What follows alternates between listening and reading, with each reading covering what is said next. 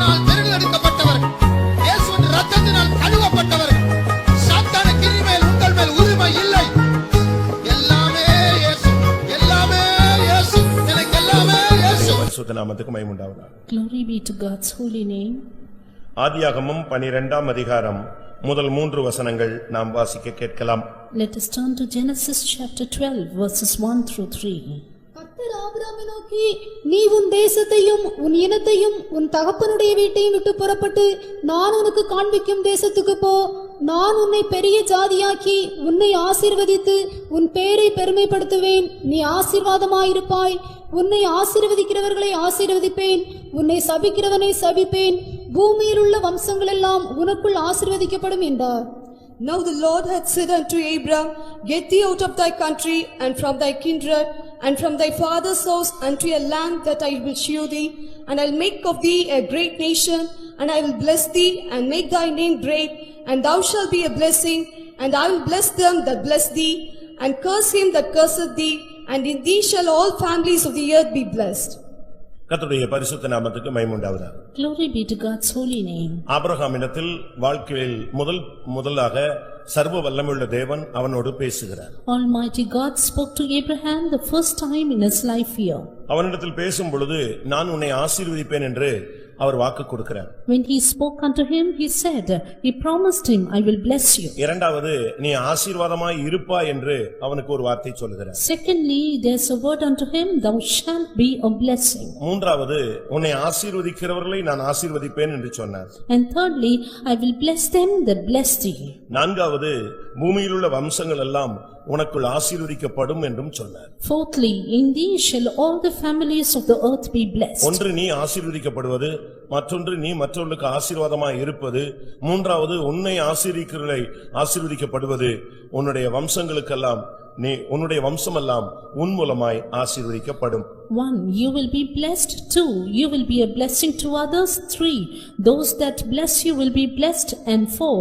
Your family shall be blessed in you. இதிலிருந்து நாம் என்ன விளங்கிக் கொள்கிறோம்? What do we understand from this? ஆண்டவருடைய நாமத்தை பின்பற்றுகிற ஒவ்வொருவனும் ஆசீர்வதிக்கப்பட வேண்டும். Everyone who follow the name of the Lord would be blessed. இரண்டு விதமான ஆசீர்வாதங்கள் வேதம் சுட்டிக்காட்டுகிறது. The word of God points out 2 blessings. ஒன்று எழுத்தின் பிரகாரமான ஆசீர்வாதம். 1 literal type of blessings. மற்றொன்று ஆவிக்குரிய உன்னதங்களில் உள்ள ஆசீர்வாதம். And number 2, the spiritual blessings on high. உபாகமத்தில் பார்க்கும் பொழுது என்னுடைய வார்த்தைகளுக்கு நீ கீழ்ப்படிந்தால் நீ ஆசீர்வதிக்கப்படுவாய் என்று பல காரியங்கள் அங்கே சொல்லப்பட்டிருக்கிறது. In Deuteronomy we see that various things are mentioned saying, if you obey my word you will be blessed. எபேசியர் 1ஆம் அதிகாரம் 3ஆம் வசனத்திலே பார்க்கும் பொழுது உன்னதங்களில் உள்ள ஆவிக்குரிய சகலவிதமான ஆசீர்வாதங்களினால் தேவன் நம்மை ஆசீர்வதிக்கிறார் என்று சொல்லப்பட்டிருக்கிறது. In Ephesians 1:3 it has been written that God blesses us with all spiritual blessings in heavenly places. ஒரு தேவனுடைய பிள்ளை உலக பிரகாரமாகவும் ஆசீர்வதிக்கப்பட வேண்டும், ஆவிக்குரிய விதத்திலும் அவன் ஆசீர்வதிக்கப்பட வேண்டும். A child of God needs to be blessed in an earthly way as well in a spiritual life. இந்த இரண்டுமே தண்டவாளங்கள் போல. Both these are like the rails. இந்த இரண்டும் இணைந்து அது சரியாக இருக்கும் பொழுதுதான் ட்ரெயின் போக முடியும். Only when they are equally balanced can the train move. ஆவிக்குரிய ஆசீர்வாதம் இருந்துவிட்டு உலக பிரகாரமாக ஒரு விசுவாசி தரித்திரனாக இருந்தால் எந்த பயனும் கிடையாது. Having spiritual blessing, if a believer has no earthly blessing, there is no profit in it. அதுபோல உலக பிரகாரமான ஆசீர்வாதத்தை வைத்துக்கொண்டு அபிஷேகம் இல்லாமல் ஒருவன் இருந்தாலும் எந்தவிதமான பயனும் கிடையாது. So is it with all worldly blessings, if a man has no anointing, there is no profit in it. அது என்றைக்காவது ஒரு நாள் அந்த ட்ரெயின் தடம் புரளும். One day or the other the train will be derailed. அதுபோல ஆவிக்குரிய வாழ்க்கை ஒரு நாள் தடம் புரளும். So is it spiritual life will be derailed. அதனால ரெண்டு காரியமுமே இணைந்து தேவன் தம்முடைய ஜனத்துக்கு கொடுக்கும்படியாக ஆசைப்படுகிறார். Therefore God desires that both of these things will be balanced in his life. ஒருவன் சரியான அபிஷேகம் உண்டு, சரியான வரங்கள் உண்டு, சரியான வல்லமை உண்டு, நல்ல நிறைவு உண்டு, தீர்க்கதரிசனங்கள் உண்டு, ஊரெல்லாம் கடன் வாங்கிட்டு சுத்தி கொண்டிருந்தால் என்ன பயன்? A person may have a good anointing, good graces and gifts, but if he moves about with debts all over, what is the use of it? அதே நேரத்துல கோடிக்கணக்கான பணத்தை சம்பாதித்து வைத்துக்கொண்டு கூட்டத்துக்கே வராமல் ஒரு விசுவாசி இருந்தால் அதனாலும் என்ன பயன்? So is it if a man, a believer earns crores of money but does not attend the meetings, what is the use of it? இந்த ரெண்டுமே பயனற்ற ஆசீர்வாதங்கள். Both these are useless blessings. ஒரு ஆவிக்குரிய மனிதன் என்று சொன்னால் அவன் ஆசீர்வதிக்கப்பட வேண்டும், மற்றவனுக்கு ஆசீர்வாதமாய் இருக்க வேண்டும், அவன் மூலமாய் மற்றவர்கள் எல்லாரும் ஆசீர்வதிக்கப்பட்டவர்களாய் மாற வேண்டும். But if a man be spiritual, he needs to be blessed and he should be a blessing to others, and in him all others should be blessed. ஆபிரகாமை அழைத்த அதே தேவன்தான் நம்மையும் அழைத்திருக்கிறார். God called Abraham has called us too. இந்த வாக்குத்தத்தம் உங்களுக்குள் நிறைவேறி விட்டதா? This promise is it fulfilled in you? ஒவ்வொரு வருஷத்திலும் துவக்கத்திலே உங்களுக்கு பல ஆசீர்வாதங்களை வாக்கு பண்ணுகிறாரே, அந்த வாக்குத்தத்தங்கள் எல்லாம் நிறைவேறி கொண்டு வருகிறதா? The Lord promises you various blessings at the beginning of every year. Is it being fulfilled in your life? நீங்கள் ஆபிரகாமுடைய வாழ்க்கையை பாருங்கள். Look at the life of Abraham. இந்த இரண்டு ஆசீர்வாதங்களும் நிறைவேற்றப்பட்டதை நீங்கள் வாழ்க்கையில கண்கூடாய் வேத புத்தகத்திலே படிக்கலாம். And through your eyes, through the word of God, you can see as to how it was fulfilled in his life. Eliezer ரெபெக்காளை அழைத்துக் கொண்டு வரும்பொழுது அந்த வீட்டில் ஒரு வார்த்தை சொல்லுகிறான், என்னுடைய எஜமான் சீமானா இருக்கிறார் என்று சொன்னான். When Eliezer is bringing Rebekah into the house, he said, my husbandman is rich. அதே நேரத்திலே தன்னுடைய ஆவிக்குரிய தரிசனத்தை விடாமல் கானானின் பயணத்தை தொடர்ந்து போய் கானானை சொந்தமாக்கினான். At the same time, he did not lose his spiritual vision, but journeyed towards Canaan and inherited it. இந்த சூழ்நிலையிலும் தன்னுடைய மகனை எகிப்துக்கு கொண்டு போக கூடாது, பழைய தேசத்துக்கு கல்தேயர் தேசத்துக்கு போய்விடக் கூடாது என்பதிலே மிகவும் கவனமாக இருந்தான். He was very attentive that his son should not go into the land of Egypt, into the land of the Chaldeans. அந்த ரெண்டு வாக்குத்தத்தங்களும் அவனுக்கு நிறைவேற்றப்பட்டது. And both these promises were fulfilled in his life. ஆவிக்குரிய ஆசீர்வாதமும் அவனுக்கு இருந்தது, ஆவிக்குரியவனாகவும் இருந்தான். பூமியிலே அவன் சீமானாக செல்வ சீமானாக இருந்தான். He had spiritual blessings, he was spiritual, at the same time wealthy in this world. ஏன் நாம் இத்தனை வருடம் ஆண்டவரை பின்பற்றுகிறோமே, இதுல ஏதாவது ஒன்று இருக்கிறது, இல்லாட்ட ரெண்டுமே இல்லாமல் இருக்கிறது. We follow the Lord for so many long years. We have one of these either blessings and sometimes not even one. இந்த கூட்டத்தில் மூன்று கூட்டம் ஜனங்களை பிரிவுகளை நாம் பார்க்கலாம். And here we can see three classes of people. ஒன்று ஆவிக்குரிய ஆசீர்வாதங்களை பெற்றவர்கள். One, those who have spiritual blessings. இன்னொரு கூட்டம் பூமிக்குரிய ஆசீர்வாதங்களை பெற்றவர்கள். The other, those who have earthly blessings. ஒரு சிறிய கூட்டம் தான் ரெண்டு விதமான ஆசீர்வாதங்களை பெற்று தன்னுடைய லைஃபை மெயின்டெய்ன் பண்ணுகிறார். And it is only a small group which maintains their life with both these blessings. இந்த ரெண்டு விதமான ஆசீர்வாதங்களை பெற்ற அந்த சின்ன கூட்டம் தான் சீயோனாய் எருசலேமாய் மாறப்போகிறது. And it is that small group which has both these blessings will be turned into Zion and Jerusalem. நான் சொல்லுவது நீங்கள் சிந்திக்க வேண்டும் என்று ஆவியானவர் பேசுகிறார். And the Spirit of God says you have to ponder over what I say. நான் திரும்பவும் சொல்லுகிறேன். I repeat. ஒரு மனிதன் ஆவிக்குரிய ஆசீர்வாதங்களாகிய சகலவிதமான நன்மைகளையும் தெய்வீகங்களையும் பெற்றுக்கொண்டு அருமையான தீர்க்கதரிசனங்களும் பிசாசை ஓட்டிவிட்டு கடைசில ஊரெல்லாம் கடன் வாங்கி விட்டோ, இல்லாவிட்டால் ஊரெல்லாம் சண்டை போட்டு விட்டோ, இல்லாவிட்டால் எல்லாரோடும் ஒரு பிரிவினையை வைத்துக் கொண்டோ அவன் பரலோகம் செல்ல முடியாது. A man having all his spiritual blessings with all graces and gifts and all blessings, if he goes about getting debts and picking up a quarrel, there is no use in it. இரண்டாம் ராஜாக்கள் 4ஆம் அதிகாரம் 1ஆம் வசனத்திலே ஒரு தீர்க்கதரிசி மரித்து விட்டான். And in 2 Kings chapter 4 verse 1 we see a prophet dying. அவன் கடன் வாங்கி கடன் கொடுக்க முடியாமல் மரித்து விட்டான். கடன் கொடுக்காமலே மரித்து விட்டான். He took the gifts but unable to owe, he died. இப்பொழுது அவனுடைய பிள்ளைகளை அடிமைப்படுத்த கடன் கொடுத்தவன் வருகிறான். Now the creditors came in to bring his sons as bond. அந்த பெண் எலியா தீர்க்கதரிசியினிடத்திலே ஓடுகிறாள். It is then the woman runs to the அங்கே போய் prophet. அவள் என்ன சொல்லுகிறாள்? And what does she say N there? புருஷன் கர்த்தருக்கு பயந்து நடந்து தீர்க்கதரிசனம் சொன்னான் என்று உமக்கு தெரியும், ஆனா இப்போ இவ்வளவு பிரச்சனையாகி விட்டது. You know thy servant my husband feared the Lord, but now there is so much problem. அவன் தீர்க்கதரிசனம் சொன்னான், He prophesied, கர்த்தருக்கு பயந்து நடந்தான், he was fearing God, ஆனால் கடன் வாங்கி விட்டான், மரித்து விட்டான், பிள்ளைகள் அடிமைத்தனத்துக்குள் போகிறது. but he took debts, he died, and now the children are under the bondage. ஆனா 128ஆம் சங்கீதம் 1ஆம் வசனம் என்ன சொல்லுகிறது? That is what Psalm 128:1 says. கர்த்தருக்கு பயப்படுகிற மனுஷன் இவ்விதமாய் ஆசீர்வதிக்கப்படுவான், உன் கைகளின் பிரயாசத்தை சாப்பிடுவாய், பாக்கியம் நன்மை உனக்கு உண்டாயிருக்கும், நீ கடன் வாங்குறது இல்லையே. Thus shall the man be blessed that feareth the Lord. You will have goodness and mercy all the days of your life, and you will not get debts. கர்த்தருக்கு பயந்து நடந்தான்னு அந்த மனைவி சொல்றா, ஆனா கர்த்தருக்கு பயந்து நடந்த மனுஷன் ஆசீர்வதிக்கப்படுவான் தான் பைபிள் சொல்லுது. And here the woman says he feared the Lord, but the word of God says they will be blessed. இதுக்கு காரணம் என்ன? What is the reason? அதை தான் நாம் இப்பொழுது கற்றுக்கொள்ள வேண்டியது அவசியம். That is what we have to learn now. இன்னைக்கு மெசேஜ்ல நீ ஆசீர்வதிக்கப்படாமல் இருக்கிறதுடைய ரகசியத்தை நீங்கள் புரிந்து கொள்ள வேண்டும். And today through the message you have to understand the reason why you are not blessed. தேவன் ஒரு வார்த்தையை சொல்லிவிட்டு தான் இந்த வார்த்தையை சொல்லுகிறார். God says a word and then says this. உன் தேசத்தையும் உன் இனத்தையும் உன் தகப்பன் வீட்டையும் விட்டு புறப்படு, அப்பொழுது நான் உன்னை ஆசீர்வதிப்பேன். Get thee out of thy country, out of thy kindred, from the father's house, unto a land that I will show thee, and there will I bless thee. அப்பொழுது நீ ஆசீர்வாதமாய் இருப்பாய். Then you will be a blessing. Abraham என்று சொன்னால் விசுவாசத்தின் தகப்பன் என்று அர்த்தம். Abraham means a father of faith. இல்லாவிட்டா ஒரு விசுவாசி என்று அர்த்தம். Or a believer he is. ஒரு தேவனுடைய பிள்ளை விசுவாசியாக இருக்க வேண்டியது அவசியம். It is essential, a child of God needs to be a believer. விசுவாசி என்று சொன்னால் நேம் ஷேக்குக்காக ஒரு தாள் விசுவாசியா இருக்க கூடாது. Believer, not just for namesake. சும்மா பெயருக்கு ஒரு விசுவாசியா இருந்துகிட்டு கல்யாணம்னா வந்து சபையில நடத்துறதும், சாவுன்னா நாங்க வந்து அடக்கம் பண்றதும், இல்லாவிட்டா ஏதோ ஒன்னு பிறந்த நாளுக்கு வந்து ஜெபிச்சுட்டு போறதும், இது அல்ல விசுவாசி. And a believer is not the one who comes to the church just for his wedding, for his birthday and for his death. இல்லாவிட்டா ஒரு தசமபாகம் கொடுத்து சபையில ஒரு சப்ஸ்கிரைபரா நீ சேர்ந்துக்கிறது அல்ல. Or not being a subscriber in the church by giving the tithes. நீ இந்த பெந்தேகோஸ்தே சபையில நீ ஒரு சந்தாதாரர் கிடையாது. You are not a subscriber in the Pentecostal church. இந்த சர்ச்சில நீ ஒரு விசுவாச வீரனாய் நிற்க வேண்டும். But you need to be a hero of faith in the church. கிரியை இல்லாத விசுவாசம் செத்தது. Faith without works is dead. ஒரு விசுவாசின்னு சொன்னா அவனுக்குள்ள விசுவாசம் இருக்கணும். A believer should have faith in him. பேச்சில் விசுவாசம், Faith in his works. தரிசனத்தில் விசுவாசம், Faith in his vision. செயலில் விசுவாசம், Faith in his deed. எல்லாவற்றிலும் அந்த விசுவாசத்தை தேவன் எதிர்பார்க்கிறார். As God expects that faith in everything he doeth. விசுவாசம் கிரியைகளோடு கூட முயற்சி செய்து பூரணப்படுகிறது என்று காண்கிறோமே. And we see that faith is made perfect through works. தான் விசுவாசிக்கிறவர் இன்னார் என்று விசுவாசித்து முழு நிச்சயமாய் நம்பி தேவனை துதித்து ஆபிரகாம் விசுவாசத்தில் வல்லவனாய் மாறினான். And Abraham became valiant in faith, praising God with all of his heart, knowing whom he believed. சில காரியங்களை விட்டு நீங்கள் வெளியே வந்தால்தான் இந்த ஆசீர்வாதம் எல்லாம் வரும். Only if you come out of certain things will these blessings follow you.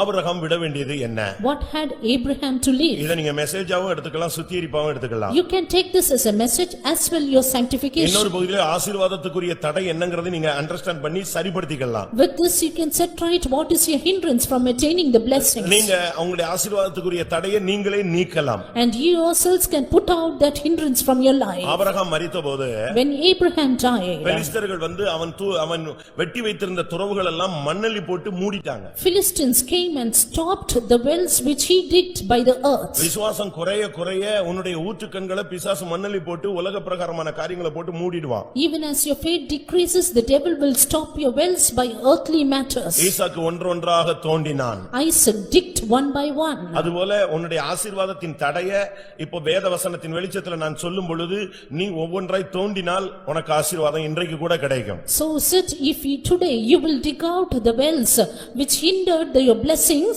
then you will get all the blessings today. இதே பைபிள் வச்சிருக்கிறவன் கோடீஸ்வரனா இருக்கிறான், இதே பைபிள் வச்சிருக்கிறவன் தரித்திரனும் இருக்கிறான். A man who has this same Bible is rich as well, a man who has this same Bible is poor also. இதே Bible உள்ளவன் அபிஷேகத்துல நிறைவுல இருக்கிறான், இதே Bible வச்சிருக்கிறவன் தூங்கிட்டு இருக்கிறான். A man who has this Bible has the anointing, and a man who has this Bible also sleeps. அவன் பயன்படுத்த வேண்டிய விதம் அவனுக்கு தெரியல. Because he doesn't know the way he has to use it. ஒரு குழந்தையின் கையில ஆயிரக்கணக்கான பணத்தை கொடுத்தா அது ஒரு பேப்பர்னு கிழிச்சு போட்டுக்கும். If you give thousands of notes to a scavenger, he will only pour it out. இந்த மார்க்கம் ஆசீர்வாதத்தின் மார்க்கம். But this religion is a religion of blessing. இந்த ஆசீர்வாதத்தை நீங்க சரியா பெறணும், சரியா மெயின்டைன் பண்ணணும். And you have to get this blessing rightly and maintain it properly. முதலாவது தேவன் அவனுக்கு சொன்னார், ஃபர்ஸ்ட் அவன்கிட்ட பேசினதே நீ விடு, சில காரியங்களை விட்டு புறப்படுன்னு தான் பேசினார். The first thing that God spoke to Abraham was to get out of some things. அவன்கிட்ட பேசினது ரொம்ப கடினமான உபதேசம் அல்ல. And it was not a hard doctrine. அது அவனால் விட முடியும். And he could leave it. இந்த சத்தியம் உனக்கு கடினமானதல்ல.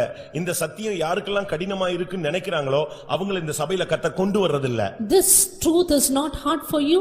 Those who think this is hard, God will not bring them to this church. இந்த சபையில ஒருத்தனை கொண்டு வரார்னா இந்த சத்தியத்தின்படி நடக்கிறவனை மட்டும் தான் கர்த்தர் கொண்டு வருவார். If a God brings one to the church, only those who can walk according to the truth will he bring. இந்த சத்தியத்தை விளங்கிக் கொள்றதுக்கே உனக்கு ஒரு gift வேணும். And you need a gift to understand the truth. மத்தேயு 19ஆம் அதிகாரத்திலே பார்க்கும் பொழுது Matthew's Gospel 19, 11ஆம் வசனம் என்ன சொல்லுகிறது? what does verse 11 வரம் say? பெற்றவர்கள் தவிர மற்றவர்கள் இந்த பெந்தேகோஸ்தே வசனத்தை ஏற்றுக்கொள்ள மாட்டார்கள். All men cannot receive this saying which Pentecostal men teach, save they to whom it is given. இந்த வசனத்தை ஏற்றுக்கொள்றதுக்கே உனக்கு ஒரு gift வேணும். Therefore you need a gift to accept this word. word. அந்த gift உள்ளவங்களை மட்டும் தான் கர்த்தர் இங்க கொண்டு வர்றார். And only those who have this gift, the Lord will bring them here. அப்படியானால் இதனால இந்த சத்தியத்தின்படி உன்னால நடக்க முடிய வைக்க அவருக்கு சக்தி உண்டு.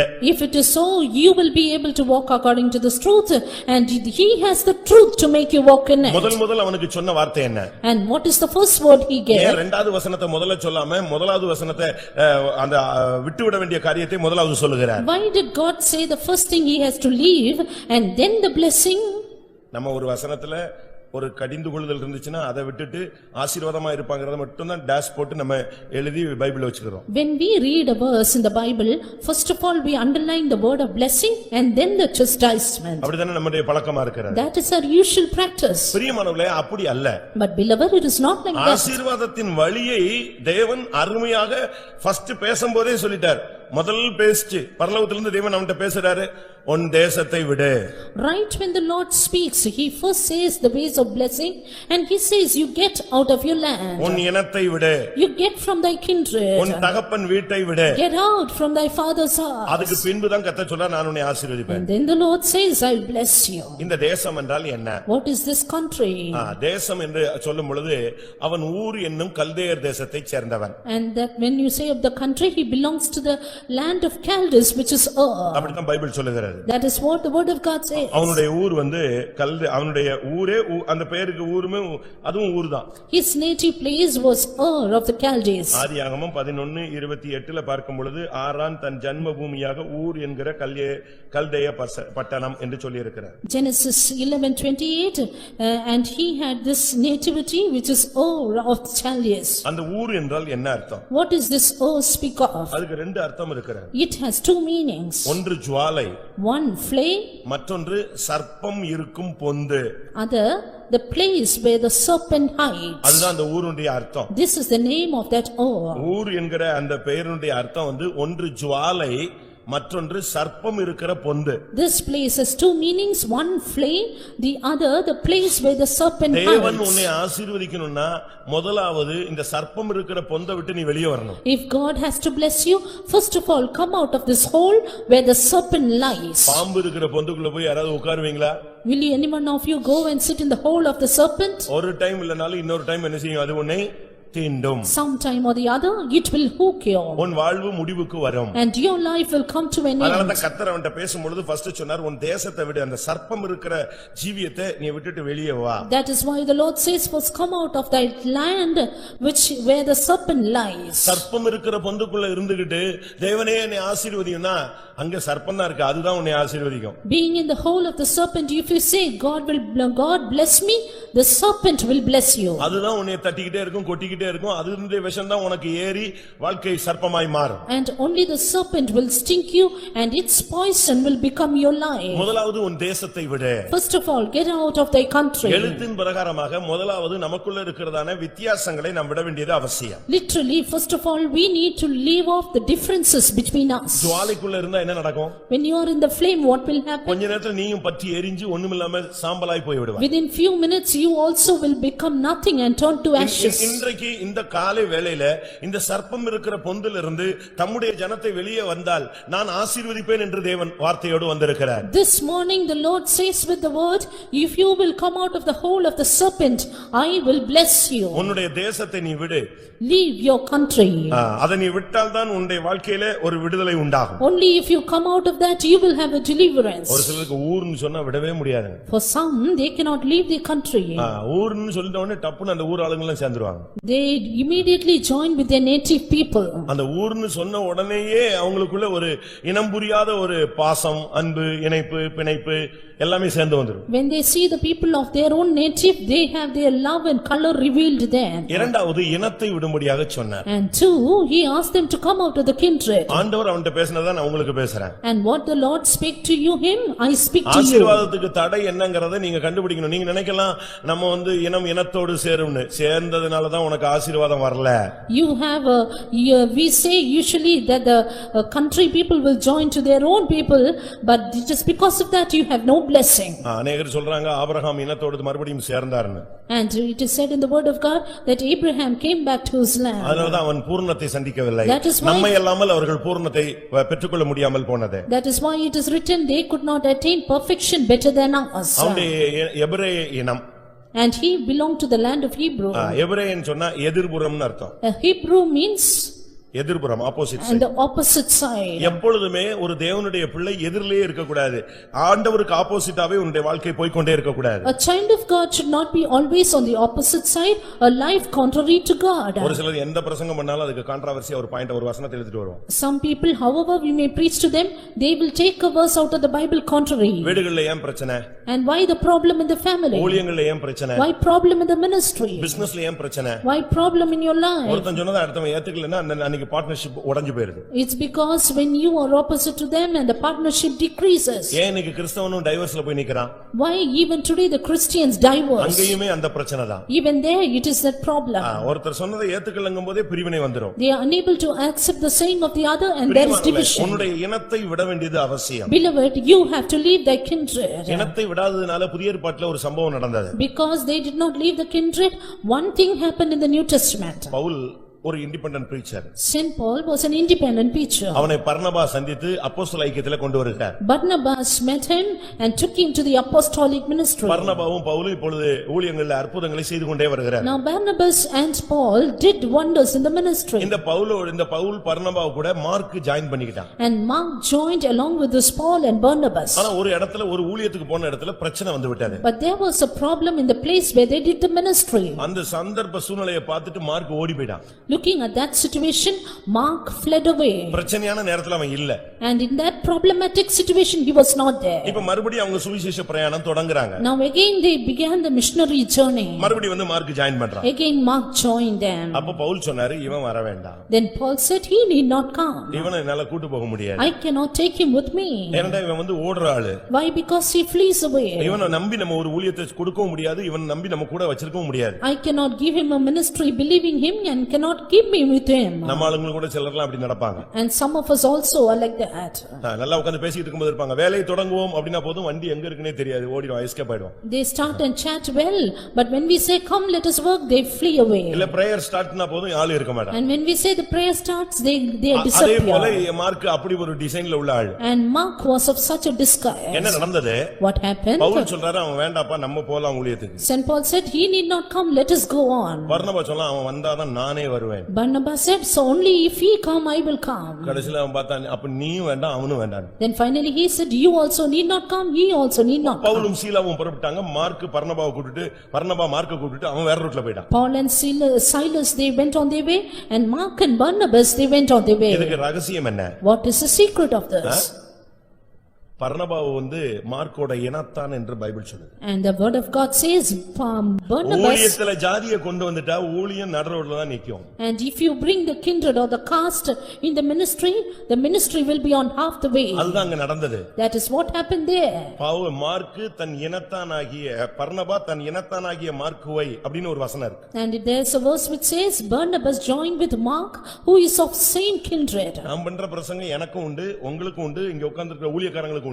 And I who preach for all the servants of God and believers have this. ஏன் ஒரு ஊழியக்காரனுடைய ஊழியம் ஷைன் பண்ணல? Why the ministry of a servant of God is not shining? ஏன் அவன் ஆசீர்வதிக்கப்படவில்லை? Why is he not blessed? ஏன் அவனுடைய ஊழியத்தினால மற்றவன் ஆசீர்வதிக்கப்படல? Why are the others not blessed because of his ministry? இந்த தேசத்தை விடல. Because he has not left his இந்த kindred. இனத்தை விடல. Not left his country. மூன்றாவது தகப்பன் வீட்டை விடணும். And thirdly forsake the father's house. நீ கானானுக்கு அந்த இனம் என்று சொல்லும் பொழுது எபிரேயன் நீ கானானுக்கு போகும்போது நீ எதிர்புறம் போனால் என்ன ஆகுறது? Kindred means Hebrew, and when you go to the opposite side, when you go to Canaan, what will happen? நீ பரலோகத்துக்கு நேரா போணும். நீ நரகத்துக்கு நேரா போயிட்டு நான் போறதெல்லாம் பரலோகம் சொல்லிட்டு இருக்க கூடாது. You have to go towards heaven and you should not take the opposite direction which is to hell. லோத்தினுடைய மனைவி உப்புத்தூண் ஆனாள். Lot's wife became a pillar of salt. அத போய் பார்த்தவங்க ஆரம்பத்துல சொல்றாங்க.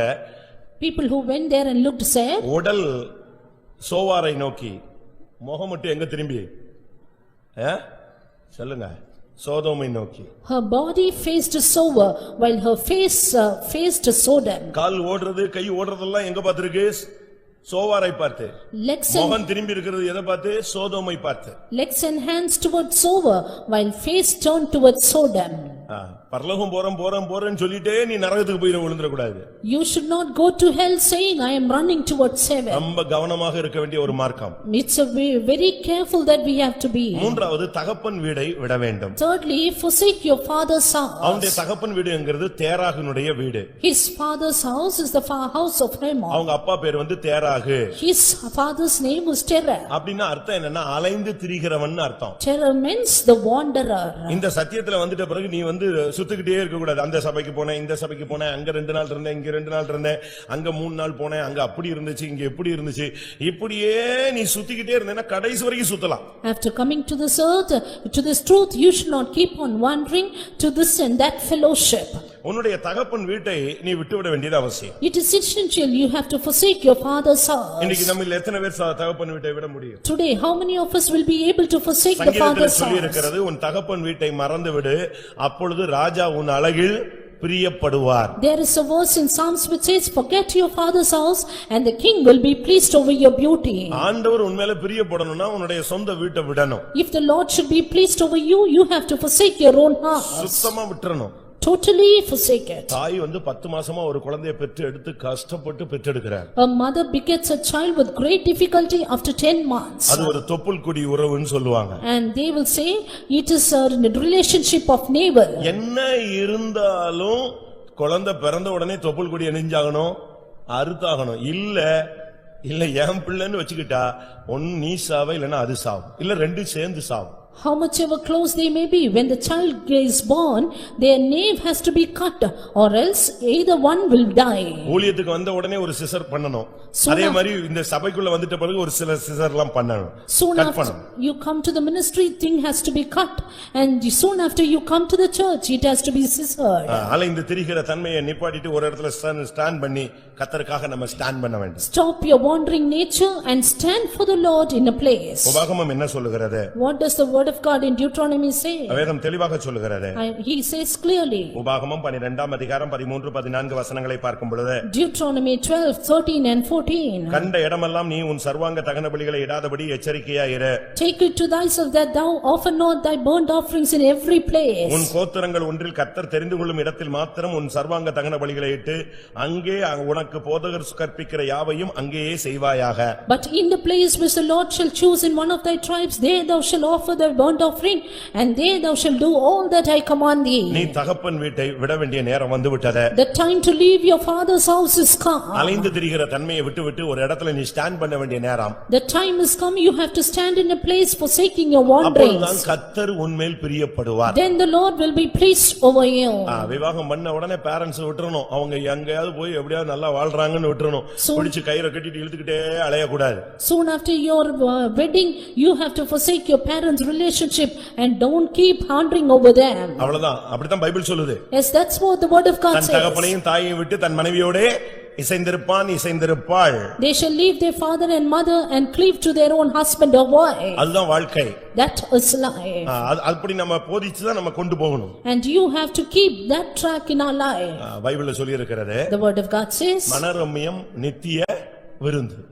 Contentment is an eternal feast. நம்ம பிள்ளைகளுக்கு என்னெல்லாமோ ட்ரெய்னிங் கொடுக்கிறோம், ஆனா மனரம்யத்துக்கு மட்டும் இன்னும் ட்ரெய்னிங் கொடுக்கல. We give so much training to our children but not for contentment. படிக்கிறதுக்கு, வேலை பார்க்கிறதுக்கு, சமையல் பண்றதுக்கு, குடும்பம் நடத்துறதுக்கு, வீட்டை ரெடி பண்றதுக்கு இதுக்கெல்லாம் ட்ரெய்னிங் கொடுக்கிறோம்.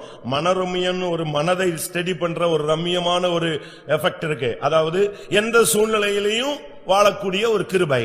We train them to go to school, to go to college and to go to their job and do everything, but there is a training for contentment to live in any situation they are in. கல்யாணம் முடிஞ்ச உடனே ஒரு 2-3 நாள் விருந்து நடக்கும். அது வந்து நித்திய விருந்து அல்ல. மனரம்யம் தான் நித்திய விருந்து. They may be feasting 1 or 2 days after the wedding, but that is not eternal, but contentment is an eternal feasting.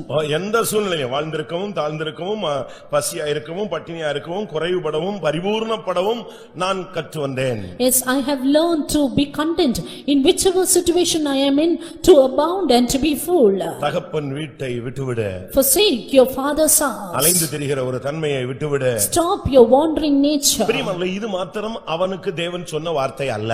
And this is not just the word the Lord told him. அவன் விட வேண்டிய பல காரியங்களை கர்த்தர் அவன்கிட்ட கொஞ்சம் கொஞ்சமா train up பண்ணி தான் அவனை பூர்ணத்துக்கு கொண்டு வருகிறார். Little by little the Lord trained him up to forsake many other things and brought him to Canaan. தேசத்தை விட்டாச்சு. He forsook his country. இனத்தை விட்டுட்டான். Left his kindred. தகப்பன் வீட்டை விட்டுட்டான். Left his father's house. ஆனா எக்ஸ்ட்ரா ஒரு ஆளை இழுத்துக்கிட்டே வரான். And now but he is having an extra person with him. யார் அவன்? Who is he? Lot. Lot. விட வேண்டியதெல்லாம் விட்டாச்சு, திருப்பி கொஞ்சம் எடுத்து பாக்கெட்ல போட்டுக்கிட்டாச்சு. He forsook everything but took a little and put in his pocket. அதுதான் லோத்து. That is Lot. லோத்துனா வேறு விதத்துல நீதிமான் என்று சொல்லப்பட்டிருக்கிறார். In the word of God it is Lot that who is a just man. சரியான அர்த்தம் முக்காடு. But the right thing is he is a veil. நீ உன்னுடைய வாழ்க்கையில ஆசீர்வதிக்கப்படாமல் இருக்க உன்னுடைய முக்காடு நீங்க வேண்டும். But that you may be blessed in your life, your covering or veil need to be dispelled. சகோதரிகள் முக்காடு போடுவது வேதத்தின் அடிப்படையில் போடுகிறது. Sisters put their veil according to the word of God. ஒரு சகோதரன் முக்காடு போடுறான்னா வெக்கத்தை மூடுறதுக்கு முக்காடு, வெக்கப்பட்டு மூடுறதுதான். அந்த பேப்பர்ல திடீர்னு பாருங்க, லஞ்சம் போட்டவங்க லஞ்சம் வாங்கினவங்க எல்லாம் பிடிச்சிருவாங்க. அவங்க முகத்தை காட்டுறதுக்கு ரொம்ப என்ன செய்வா, யோசிச்சுட்டு ஒரு துணியை போட்டு மூடிக்குவாங்க. But you know brothers, they cover their head for their shame. That is what they put up in the newspapers also. உன்னுடைய வாழ்க்கையில தலைகுனிவான வாழ்க்கை ஜீவியத்தை நீ விட்டுவிட வேண்டியது அவசியம். Even in your life you need to forsake a life in which you have to bow your head. பாருங்க, ஆனா கொஞ்ச நாள் கழிச்சு அதை விட்டுட்டான். And he forsook that after some time. ஒரு சான்ஸ் வந்த உடனே லோத்தை விட்டுட்டான். And at one chance he forsook Lot. திருப்பி ஒரு சான்ஸ் வருது, லோத்துக்காக போய் சண்டை போடுறான். Again another chance he strove for Lot. திரும்பவும் அவனை விட்டுட்டு வெளியே வர்றான். Again he left him and came out. பிரியமானவர்களே, நீங்க விட்டு விட்டு மறுபடி நாய் தான் கக்கினதை தின்கிறது போல திரும்ப திரும்ப ரிவர்ஸ். இந்த வருஷத்துல நீ எத்தனை ட்ரிப் போனேங்கிறது உனக்கு தெரியும். Beloved, once you well know as to how you return to your vomit again as the dog does. நான் ரொம்ப டஃப்பா பேசுறேன்னு நினைக்க கூடாது. Don't think I am speaking tough. வசனம் வந்து பட்டர் கிடையாது, அது பட்டயம். And the word of God is a sword. அப்படிதானே? வசனம் வந்து பட்டர் கிடையாது, வெண்ணெய் கிடையாது, நெய் கிடையாது. அது என்னது? பட்டயம். The word of God is not a butter, it is a sword. அது வெட்டும், உன்னையும் வெட்டும், என்னையும் வெட்டும், இருக்கிறவன் எல்லாரையும் வெட்டும். It will cut you, it will cut me and all. லோத்தை நீ விடணும், விட்டுட்டு திருப்பி அவன் பின்னாலே போக கூடாது. You have to forsake Lot, don't get back to him again and again. கர்த்தருடைய பரிசுத்த நாமத்துக்கு மகிமை உண்டாவதாக. Glory be to God's holy name. இந்த லோத்துக்காக ஒரு ட்ரிப் போய் சண்டையில போய் சேர்ந்துட்டான். And to this Lot, for this Lot he strove. இவன் போய் சண்டையை போட்டு திரும்பி வரும்பொழுது அந்த சோதோமின் ராஜா சொல்றாரு, எல்லாத்தையும் எடுத்துக்கங்க, எங்க ஜனத்தை மட்டும் எனக்கு தாங்கன்னு கேக்குறாரு. When he returned from the strife, king of Sodom said, you take everything but give my people. அப்பொழுது ஆபிரகாம் அழகான ஒரு வார்த்தை சொன்னான். Then Abraham said a beautiful word. சோதோமின் ராஜா என்னை பணக்காரனாக்கி விட்டேன் என்று சொல்லிவிடக் கூடாது. And lest the king of Sodom say, he has made me rich. Abraham சோதோமின் ராஜாவை பார்த்து, ஆபிரகாமை நான் ஐசுரியவானாக்கினேன் என்று நீர் சொல்லாதபடி எனக்கு ஒன்றுமே வேண்டாம். Abraham looking at the king of Sodom said, I do not want anything from you, lest you say, I have made Abraham rich. மற்றவன் உன்னை பணக்காரனாக்க கூடாது. Others should not make you rich. மனுஷன் உன்னை பணக்காரனாக்க கூடாது. Man should not make you rich. தேவன் உன்னை பணக்காரனா மாத்தணும். But God should make you wealthy. இதுக்கு என்ன சரியான அர்த்தம்? What is the right meaning of it? உன்னுடைய மாமனாரோ மாமியாரோ உன்னை பணக்காரனாக்க கூடாது. டவுரி வாங்கி நீ பணக்காரனாயிர கூடாது. அந்த பணத்தை சொல்லல, இதெல்லாம் தூக்கி எறியணும், அவன்தான் பரலோக ராஜ்யத்துல போய் சேருவான். This is not about the money which you get as dowry. Your mother-in-law and father-in-law should not make you rich. Only such ones can go to heaven. தவறான விதத்துல சம்பாதிச்சு நீ பணக்காரனாக கூடாது. You should not become rich by false earnings. அடுத்தவன் சொத்தை எடுத்துட்டு நீ பணக்காரனாயிர கூடாது. You should not become rich by taking from others. அண்ணன் தம்பி சொத்துல அதிக சொத்தை தூக்கி வச்சுக்கிட்டு கர்த்தர் எனக்கு கொடுத்தாரு நீங்க வந்து சாட்சி சொல்ல கூடாது. Taking the property of your brethren, don't testify God made me rich.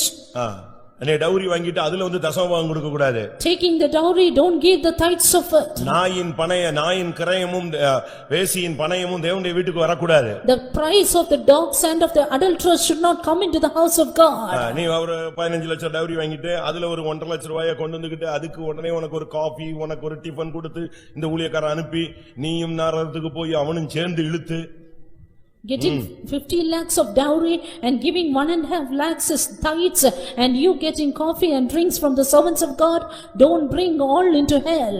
தேவன் உன்னை ஐஸ்வரியவனாய் மாற்றுவார். But God should make you rich. கர்த்தருடைய ஆசீர்வாதம் உனக்கு ஐஸ்வரியத்தை தரும். தேவன் அதனோடு வேதனையை கூட்டார். The blessing of the Lord will make you rich, and God will add no sorrow to it. Abraham சொல்லுகிறார், Abraham says, ஆதியாகமம் 14 அதிகாரம் 22 வசனத்துல சோதோமின் ராஜாவை பார்த்து சொல்றான், ஆபிரகாமை நீர் ஐஸ்வரியவனாக்கினீர் என்று நீ சொல்லிடக்கூடாது. Genesis 14:22 he says, lest the king of Sodom say, I have made Abraham rich. நான் ஒரு சரட்டையாகிலும் பாதரட்சியின் வாறு கூட ஒன்றிருந்து எடுக்க மாட்டேன். I will not take a thread nor even a shoe latchet from you. நான் சென்னையில இருக்கும்போது ஒரு பையன் வந்து பெண் பார்க்க வந்தான். When I was in Chennai, a boy came for his proposal. ஒரு வீட்டுக்கு கொண்டு போய் நான் காட்டினேன். I took him to a house and showed him. அவனுக்கு பிடிச்சிருச்சு. He loved that girl. ஆனா இப்ப கல்யாணம் கட்டுறதுக்கு பணம் தான் பிரச்சனையா இருக்கு. And now the money was a matter for his marriage. அவனுக்கு ஒரு பெரிய ஆசை. And he had a great desire. இவன் சாதாரண ஆள் தான். He was an ordinary boy. But அந்த வீட்ல முதல் பெண்ணை எடுத்திருக்கிறவர் வந்து எஸ்டேட்ல ஒரு சூப்பரண்டா இருக்கார். But the one who has taken the first girl from that house is an estate superintendent. அதனால இவன்ட்ட கேக்குறாங்க, தம்பி நீங்க என்ன எதிர்பார்க்கறீங்க? Therefore he asked him, what do you expect? இவன் சொன்னான், He said, இவங்க வீட்டுக்காரங்க எல்லாம் சேர்ந்து சொன்னாங்க, all the people in his house said, நீங்க தான மூத்த மருமகன், நீங்க உங்களுக்கு என்ன கொடுத்தாங்களோ அது நானும் அடுத்த மருமகன், நான் அப்படினால அதையே கொடுத்தால் போதும்னு சொல்லிட்டான். yours is the first daughter-in-law, what you gave for the first you give for the second. உடனே அவங்களும் சரின்னு சொல்லிட்டாங்க. And they said it is okay. பேச்சுவார்த்தை எல்லாம் முடிஞ்சது, இப்ப டேட் ஃபிக்ஸ் பண்ணனும். Their speech was over, now date is going to be fixed. ஆனா ஒரு ஆளுக்கு அந்த ஃபேமிலில வந்தவனுக்கு ஒரு தூண்டுதல். But for a man who came in that family, he was urged. என்ன தூண்டுதல்? What urging? அந்த மூத்த மருமகன் எவ்வளவு தான் வாங்கி இருக்காருன்னு தெரிஞ்சுக்கலாம். And let me know what is that the first daughter-in-law got. கடைசில தெரிஞ்சுக்கிறதுக்காக அவரை கொக்கிய போட்டார். And now he put in a hoop to know it. அப்ப அவரு சொன்னாரு, Then he said, நான் original Pentecost. I am original Pentecost. நான் இதுவரைக்கும் இந்த வீட்ல 10 காசு வாங்கலன்னு. I have not got even 10 paisa from this house. இவனுக்கு பேய் அறைஞ்ச மாதிரி ஆயிடுச்சு. And now he was as though he was demon possessed. இப்படி ஒரு ஏமாற்றப்படுவோன்னு அவன் என்ன செய்யல. And he did not think that he would be cheated. உடனே 2 நாள் கழிச்சு அப்படி இப்படின்னு மாத்தி கல்யாணத்தை கேன்சல் பண்ணிட்டு எஸ்கேப் ஆகி போயிட்டான். 2 days after that he fled away, escaping, turning the point. இப்போ பக்கத்து தெருவிலேயே ஒரு பொண்ணு கல்யாணம் கட்டி செட்டில் ஆயிட்டான். Now he wedded a girl in the second street and he settled. இவனை எப்படி பரலோகத்துல நீங்க அனுமதிப்பாரு? நீங்க உங்களை கொண்டு போய் உட்கார வச்சா சிங்காசனத்துல இவனுக்கு என்ன ஜட்ஜ்மென்ட் கொடுப்பீங்க? And when you are seated on the throne, what judgment will you give to this boy? Pentecost எங்க போகுது? Where goes the Pentecost? நீங்க வந்தா உன்னை ஏன் தேவன் ஆசீர்வதிக்க முடியலங்கிறதுக்கு தான் நான் ரகசியத்தை சொல்லிட்டே வர்றேன். And now I am saying you the secret why God is தேவன் unable to என்னை bless you. ஐஸ்வரியவனாக்கினார் என்று நீ சொல்ல வேண்டும். You should say God made me rich. ஐஸ்வரியவனாக்குறதுக்கு ஐஸ்வரியத்தை சம்பாதிக்கத்தக்க பலனை தேவன் கொடுக்கிறார் என்று பைபிள் சொல்லுது. The word of God says God gives us the strength to earn and to become rich. எவனோ சம்பாதிச்சு வச்சதை வாங்கி வச்சிட்டு நீ கார் ஓட்டிட்டாலே கூடாது. You should not spend your life by the money from others. நீ வாங்கி கார் ஓட்டணும். You have to buy and bring the car.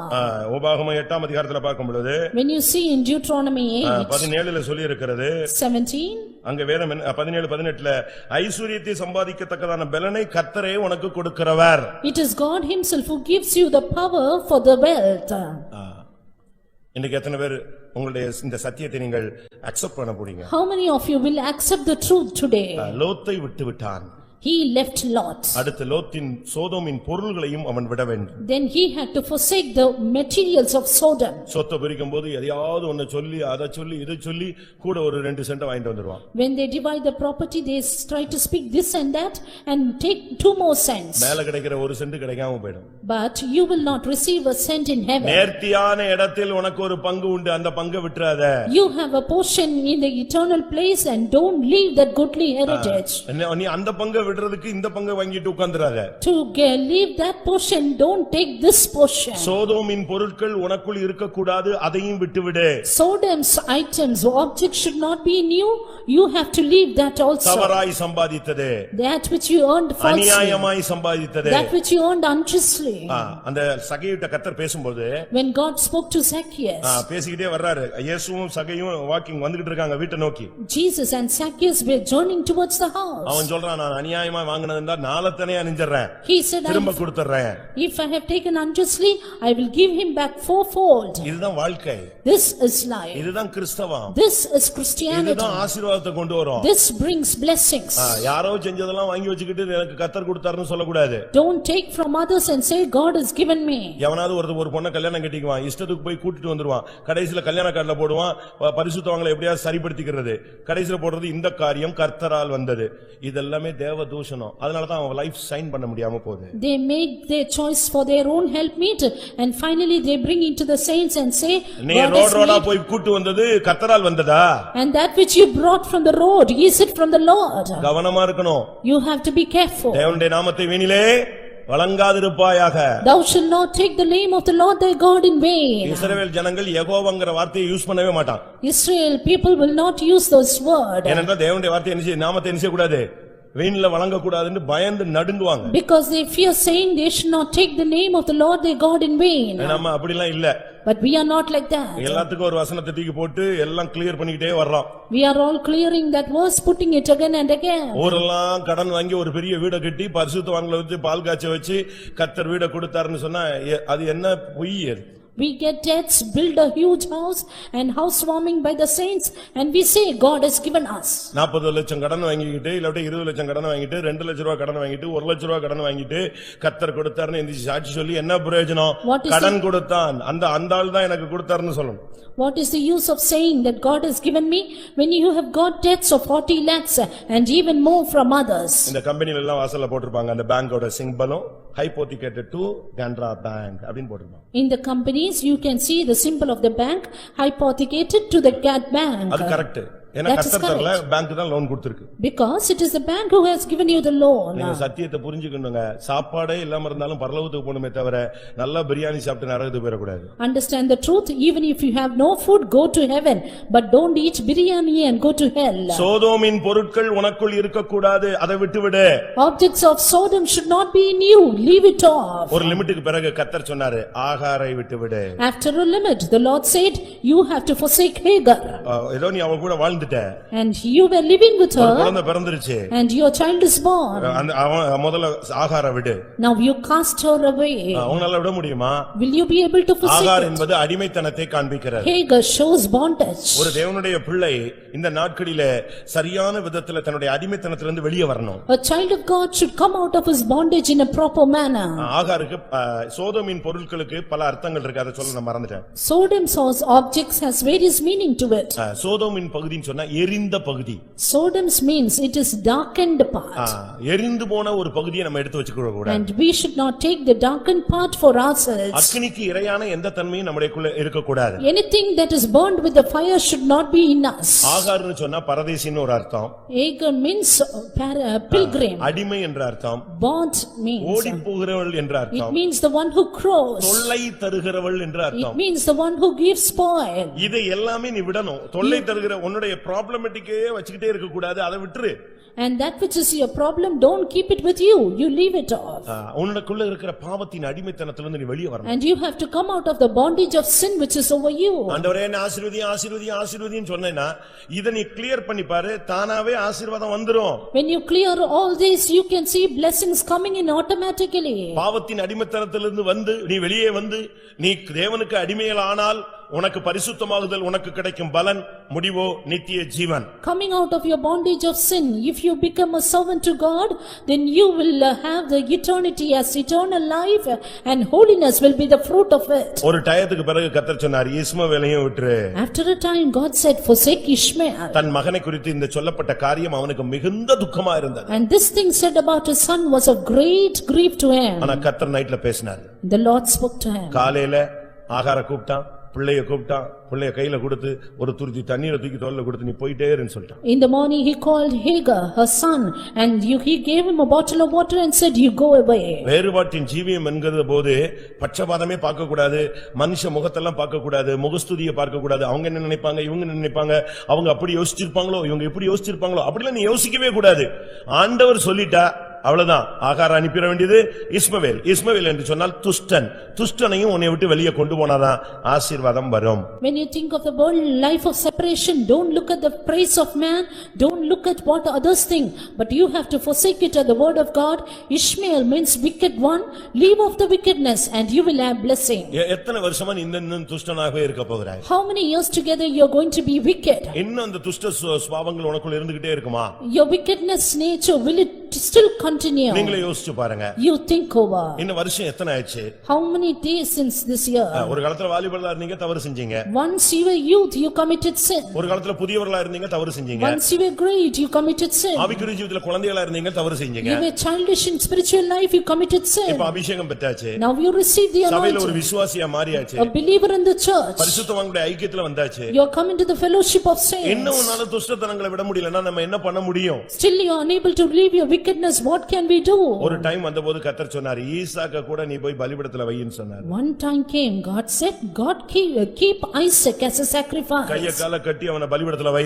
He bound his hands and feet and keep upon அவனை the நீ விட altar. வேண்டிய நேரம் ஒன்று இருக்கிறது. Yes, there is a time you have to forsake him also. ஒரு விசுவாசிக்கோ ஒரு ஊழியக்காரனுக்கோ இந்த உலகத்துல நேசிக்க கூடியது ஒன்று இருக்குமானால் அதுதான் அவனுடைய விக்கிரகம். If a servant of God or a believer has something which he ever loves in the world, that is his idol. இயேசுவை தவிர அதை காட்டிலும் ரேஷியோ கூடிருச்சு அன்புல. அப்படி ஒரு மனுஷனோ மனுஷியோ பொருளோ வீடோ காரோ ஏதோ ஒரு காரியமோ அப்படி வந்தா அது அவனுடைய விக்கிரகம். If your proportion of love towards anything else or anybody else is greater than your love for Jesus, then that is your idol. இஸ்மவேலை துரத்தி விட்ட உடனே ஈசாக்கு தான் இவனுடைய முழு உலகமே. When he cast Ishmael away, Isaac was the world for Abraham. எப்ப பார்த்தாலும் ஈசாக்கை சுத்தி தான் அந்த குடும்பம் சுத்திக்கிட்டே இருந்துச்சு. And all the time the family was around Isaac. அப்பதான் ஆண்டவர் சொன்னார், இவனை இங்க கொண்டு வா, மோரியா மலை கொண்டு வா. Then the Lord said, bring him to Mount Moriah பலிபீடத்துல why. and keep him upon the நீ altar. பலிபீடத்துல வைக்கல, நான் பைபிள்ல சொல்லி இருக்கிறது, உனக்கு பிரியமானவனை ஒரே அடியில் உன்னை விட்டு எடுப்பேன். The word of God says, if you will not keep it upon the altar, I will smite your beloved at once. ஈசாக்குன்னா சிரிப்பு, நகைத்தல்னு அர்த்தம். Isaac means laughing, scorning.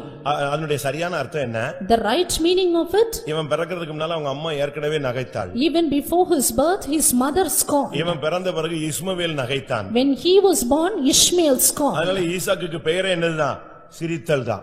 Therefore, Isaac itself means laughing to நீ scorn. விசுவாசத்தோடு வருகிறவன் அவிசுவாசத்திலே சிரிக்க கூடாது. When you come with faith, don't live with unbelief. ஒரு பிராண உற்பவ கால திட்டத்திலே சாராள் ஒரு குழந்தையை அணைத்துக் கொண்டிருப்பாள் அப்படின்னு ஆபிரகாம்ட்ட தெய்வம் பேசிக்கிட்டு இருக்கிறாரு. பின்னால கூடாரத்துக்குள்ள இருந்துகிட்டு வச்சிருச்சிட்டு இருந்தா. The Lord spoke to Abraham saying, at a time appointed, Sarah shall embrace a son.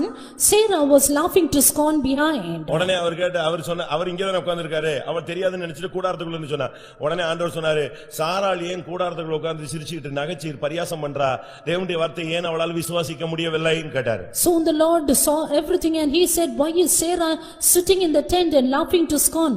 Why is she unable to believe on the word of God? உடனே அவ அங்கிருந்து உடனே அடுத்த ஒரு பொய், Then soon she lied. நான் சிரிக்கவே இல்லை. I did not laugh. எப்படிப்பட்ட வார்த்தைகள். See the words.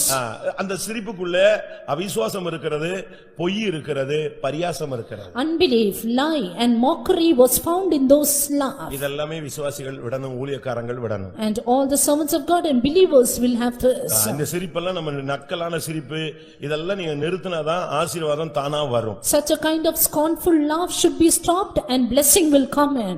ஆதியாகமம் 23 வரும்போது முதலாம் வசனத்துல சாராளை விட்டு விட்டான். When you come to Genesis 23:1, Sarah also he had to leave. ஒரு டைம் வந்தபோது ஆண்டவர் சாராளை கூட அவன்கிட்ட எடுத்துட்டாரு. At one time God took Sarah away from Abraham. தேவனுக்கு ஒரு டைம் இருக்கிறது. There is a time for God. அதே போல உன்னை பரிசுத்தப்படுத்தணும்னு சொன்னா, ஆசீர்வதிக்கணும்னா ஒவ்வொரு காரியத்துல கரெக்ட்டா அவர் உன்னை விட்டு விலக்கிக்கிட்டே வருவாரு. So is it, if the Lord wants to bless you and sanctify you, he will put you away from all these. சாராள்னு சொன்னா ஆதிக்கம் செலுத்துகிறவள், dominate spirit. Sarah means the one who has the dominating spirit. சில வீடுகள்ல இவங்க தான் full dominateல இருக்காங்க. Some houses you can see the woman at domination. ஆகாரை மனைவியா வைத்துக்கொள், உடனே ஆபிரகாம் சரி சரி நீ சொல்லிட்டேன்னா செஞ்சுக்கிறேன். She says you keep Hagar to wife, immediately Abraham இந்த ஆகாரை obeys. துரத்தி விடு, நீயே துரத்தி விடு, உன் கையில தான் இருக்கா, துரத்தி விடு. You cast out Hagar, then he says you yourself do it. இந்த பையனும் எனக்கு வேண்டாம், இவளும் வேண்டாம், ரெண்டு பேரையும் துரத்து. சரி துரத்தி விட்டுறேன். I don't want this boy, I don't want this woman. Okay, right, you chase அந்த her குடும்பத்துக்கு away. சாராள் தான் தலையாக இருந்தார். And Sarah was the head of that house. விசுவாசி வீட்டுக்கு புருஷன் தலையா இருக்கணும். For the believers, the husband should be the head. ஆதிக்கம் செலுத்துகிற ஸ்பிரிட் நமக்குள்ள இருக்குமானால் போயிரணும். தாழ்மையின் சிந்தையை தரித்துக் கொள்ள வேண்டிய மார்க்கம் இது. If the dominating spirit is in us, you have to leave it off. This is a religion where humiliation or humility is seen. ஏன் குடும்பங்கள் பிரியுது? Why the families divide? புருஷனுக்கும் மனைவிக்கும் ரெண்டு பேரும் ஒரே மாம்சம் ஒரே சரீரம் சொல்லிருக்கு. திருப்பி ஈகோவே அங்க இருக்க முடியாத ஒண்ணுதானே இருக்கு. ஆனா ரெண்டா இருக்கிறதுனால தான் ஈகோ ப்ராப்ளம் வருது. Husband and wife are got to be of one flesh, but because they have the ego, they have the dominating spirit, they are dividing. கல்யாணத்துல மட்டும் தான் இந்த வசனம் யூஸ் பண்றாங்க. And they use this verse only in marriage. அதுக்கு பிறகு நீயா நானாங்கறத ஓடிட்டே இருக்கு. After that they strive, you or I. பிரியமானவர்களே, ஆதிக்கம் செலுத்த ஆரம்பித்தால் நம்முடைய வாழ்க்கை தோற்று போகும். Beloved ones, once we start to dominate, our life will be in defeat. Abraham ஒரு டைம் வரும்போது ஆபிராமையே விட்டான். At one stage, Abraham had to forsake even himself. அவனுடைய பழைய பெயரையே விட்டுட்டான். He forsook his old name. அவனுடைய பழைய பெயர் ஆபிராம், அதை விட சொன்னார் ஆண்டவர். The Lord said he has to forsake his old name Abram. உன்னுடைய பழைய மனுஷனை விடு. As you forsake your old one. அதுதான் உன்னுடைய ஆசீர்வாதத்துக்கு தடை. That is the hindrance for your blessing. அந்த தன்மையை விட்டு விடு. You forsake it. ஆபிராம் என்று சொன்னால் தகப்பன். And Abraham means father. Abram என்று சொன்னால் தகப்பன். Abraham means father. ஆபிரகாம் என்று சொன்னால் திரள் ஜாதிகளுக்கு தகப்பன். Abraham means father. Abraham means father of many nations. ஆண்டவர் என்ன சொன்னாரு? What did God say? அந்த ஆபிராம்ங்கறத அந்த ஒரு குடும்பத்துக்கு தகப்பன்ங்கறத விடு, நீ ஒரு தகப்பனுடைய சிந்தைக்குள்ளே வா அப்படி சொன்னார். Forsake to be a father of one family, come into the mind of a father. ரெண்டு பிள்ளைங்க சண்டை போடுது, ஒரு தகப்பன் அங்க வந்துட்டாருன்னா என்ன செய்வாரு? And two children fight and they say who is the father? What will the father do? என்ன செய்வாரு? உடனே தான் பிள்ளைய அடிச்ச பிள்ளைய பிடிச்சு அடிச்சு துரத்தி விட்டுட்டு தான் பிள்ளைய உடனே ஒரு தூக்கிட்டு அம்மா மாரு உடனே வந்து ஹால்லே உட்கார்ந்துக்குவாங்க அமைதியா. Soon they will chase the other one, they will take their own child and say he is mine. அந்த பிள்ளையும் தான் பிள்ளைங்கற அந்த மைண்ட் என்ன செய்யல, மெண்டாலிட்டி வர்க் பண்ணல. And his mentality did not work to be a father to that child also. உன்னுடைய பழைய மனுஷனை நீ விட வேண்டிய ஒரு நேரம் இருக்கு. It is a time you have to forsake your old man. ஆசீர்வாதத்துக்கு தடையத்தான் நான் பாயிண்ட் பண்ணிட்டே வரேன். And now I am pointing you the hindrance of your blessings. இந்த வருஷத்துல நான் உன்னை ஆசீர்வதிப்பேன்னு 1ஆம் தேதி சொல்லிவிட்டாரு, இது வரைக்கும் வரல, 360 நாள் தாண்டிடுச்சு, என்ன பண்றது இப்போ? இதுக்கு தடை என்னங்கறதை இப்ப உனக்கு புரிஞ்சு இந்த 20 நாள்லயா 10 நாளுக்குள்ளயாவது ஏதாவது உனக்கு வர வேண்டியதெல்லாம் வந்துறணும். In the beginning of this year, God had promised that he will bless you. Still now you are not blessed. Within these 20 days, try to receive the blessing of the Lord. அதுக்கு message கொடுக்கிறாரு. That's why I give you this message. நீ இதல correct பண்ணினா paper clear ஆகி வர வேண்டிய arrears எல்லாம் உனக்கு வந்துரும்னு நினைக்கிறேன். If you clear this paper, then you will get all your arrears, I think. பரலோகத்திலிருந்து வர வேண்டிய தேவனுடைய அரியர்ஸ் எல்லாம் உனக்கு வெயிட்டிங்ல இருக்கு. நீ கிளியர் பண்ணிட்டேனா பேப்பர் கிளியர் ஆயிடும், வந்துரும் உனக்கு. All of God's arrears that God has to give you is still waiting. If you clear your life, it will come to you. உன்னுடைய ஆபிரகாமை பழைய மனுஷனை விடு. Leave off your old man Abraham. எத்தனை வருஷம் ஆச்சு இன்னும் அதே பிடித்துக் கொண்டிருந்தால் என்ன ஆவறது? So many years you hold the same, what will happen? ஆதியாகமம் 25:1ல பார்க்கும் பொழுது Genesis 25:1 says, ஒரு டைம் வரும் பொழுது கேத்தூராளை விட சொன்னார். At one time the Lord said you have to forsake Keturah. ஆபிரகாமுக்கு எத்தனை பிள்ளைங்க சொல்லுங்க? How many children for Abraham? எல்லாருக்கும் தெரிஞ்சது 2. 2 for all knowledge. ஆனா ஆபிரகாம் சீக்கிரட்டா ஒரு 6 பிள்ளைகளை வச்சிருந்தாரு. But Abraham had secretly 6. எப்படி? யாருக்குமே தெரியாம ரொம்ப டெக்னிக்கலா ஒரு சிலர்லாம் லைஃப்ல இருக்காங்க. And there some people are in the life of some people in a secret way. பைபிள்ல எல்லாருக்கும் எல்லா கிறிஸ்தவனுக்கும் தெரிஞ்சது ஆபிரகாமுக்கு எத்தனை மனைவி? 2. எத்தனை பிள்ளைகள்? 2. ஆனா பைபிள்ல சொல்லுது 8, 3 மனைவின்னு சொல்லுது. All the Christians, they know that Abraham has 2 wives and 2 children, but the Bible says he has 3 wives. அதுபோல இன்னைக்கு ரொம்ப சீக்ரெட்டா அழகா லைஃபை மெயின்டைன் பண்ணி இன்னொரு குடும்பத்தை சின்ன வீடு அந்த வீடுன்னு எங்கிட்டோ சைடுல வச்சிட்டு இருக்கிற ஆள்லாம் இருக்கிறான். வரும் ஒரு time. It is in this way there are people who have other houses also maintaining them secretly, and there will come a time for that also. நான் சென்னையில இருக்கும்போது ஒரு அருமையான விசுவாசி. When I was in Chennai there was a beautiful believer. நல்ல ஒரு விசுவாசி இருந்தார். A good believer he was. எங்களை கூப்பிட்டு அடிக்கடி விருந்தெல்லாம் வைப்பாங்க. He would give us feast very often. நல்ல மனுஷன். Good man. ரொம்ப நல்ல மனுஷன். Very good he was. பாட்டெல்லாம் பாடினா உங்கள மாதிரி இப்படி உட்கார்ந்து சோர்ந்து போய்லாம் பாட மாட்டார். அப்படியே கண்ணீர் விட்டு ரசிச்சு பாடுவார். Singing the songs he would be in tears and enjoy. நான் இருக்க வரைக்கும் நல்லா தான் இருந்தாரு. And when I was there, he was okay. நான் மாறி போயிட்டேன். I was transferred. திடீர்னு ஒரு நாள் அவர் இறந்து விட்டார். திடீர்னு ஹார்ட் அட்டாக் ஸ்ட்ரோக் இறந்துட்டாருன்னு சொன்னாங்க. Suddenly I heard of his death by heart attack and உடனே stroke. அவருடைய அடக்க ஆராதனைக்கு ரொம்ப தீவிரமா ஊழியக்காரங்க எல்லாரும் ஏற்பாடு பண்றாங்க. அவர் சீரியஸ்ன உடனே ஊழியக்காரர் ஆஸ்பத்திரி வரைக்கும் ஓடிட்டார். For his funeral service, and when he was serious itself, the servants of God rushed to the hospital. திடீர்னு பார்த்தா Suddenly அவர் இருந்தது ஒரு IAS quarters. he was in IAS quarters.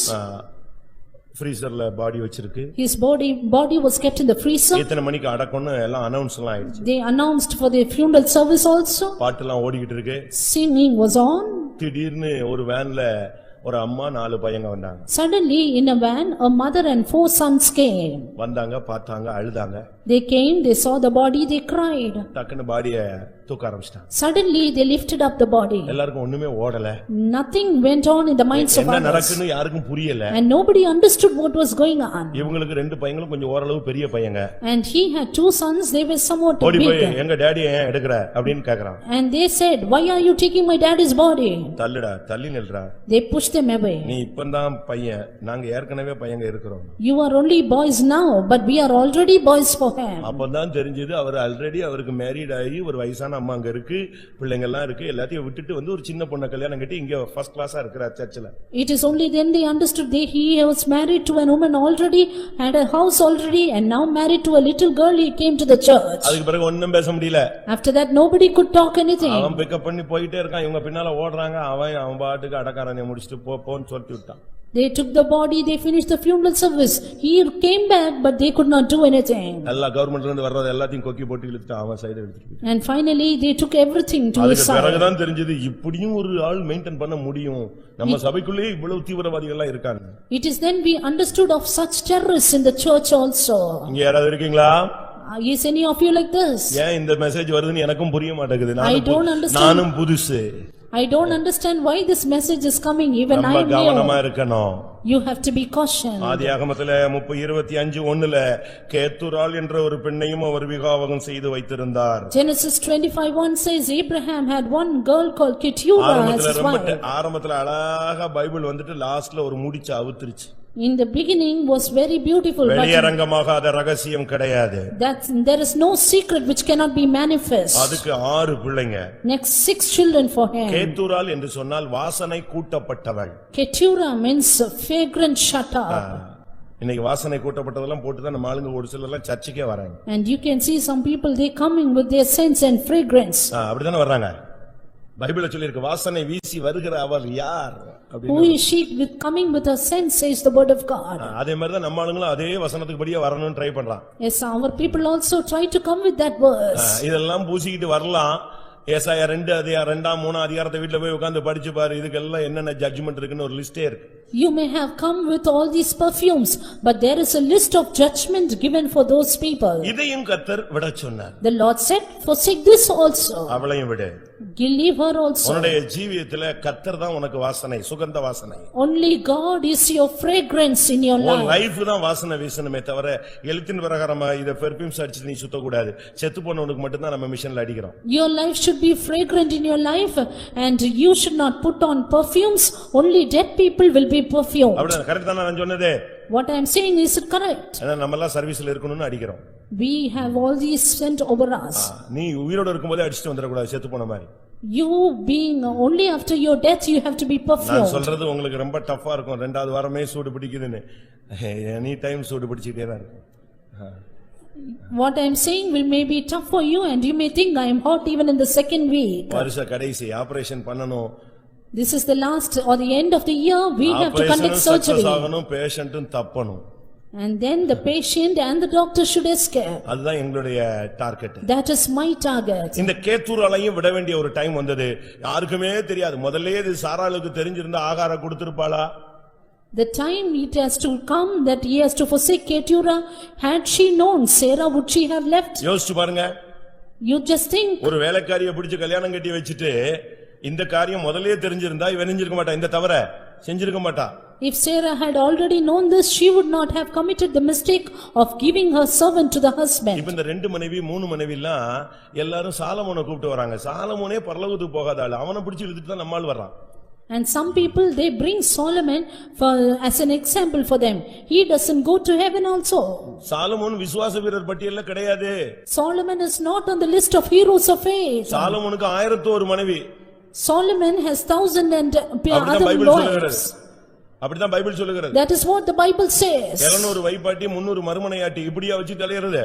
200 concubines and 300 wives. இப்படிப்பட்ட வாழ்க்கையில நீங்க வாழ்ந்து விடாதீர்கள். You should not live such a life. இவைகள் எல்லாம் ஒரு நாள் உன்னை நியாயத்தீர்ப்பிலே கொண்டு போய் தள்ளி நிறுத்தி விடும். These things will one day push you into judgment. உன்னுடைய வாழ்க்கையை கேள்விக்குறியாக நீ மாற்றி விடாதே. Don't make your life a question mark. இன்றைக்கு ஆசீர்வாதத்துக்கு தடையாய் இருக்கிற எல்லாவற்றையும் உன்னை விட்டு தள்ளி விடு. Right today dispel from your life all things that are an hindrance for your blessing. சர்ப்பம் இருக்கும் பொந்தை விட்டு விடு. Leave off that hole of serpent. இந்த சத்தியத்துக்கு எதிர்ப்புறமான வாழ்க்கையை விட்டு விடு. And you leave the contrary nature of this truth. அலைந்து திரிகிற வாழ்க்கையை விட்டு விடு. Leave off your life of wanderings. முக்காடு போடுகிற தலைகுனிமான வாழ்க்கையை விட்டு விடு. Leave off your life of covering your head. சோதோமின் பொருட்களை விட்டு விடு. Forsake the objects of Sodom. பாவத்தின் அடிமைத்தனத்தை விட்டு விடு. Forsake the bondage of sin. உன்னுடைய வாழ்க்கையில இருக்கிற துஷ்டத்தனத்தை விட்டு விடு. Forsake the wickedness in your life. சிரிப்பு பரியாசம் விளையாட்டு ஏளனங்களை விட்டு விடு.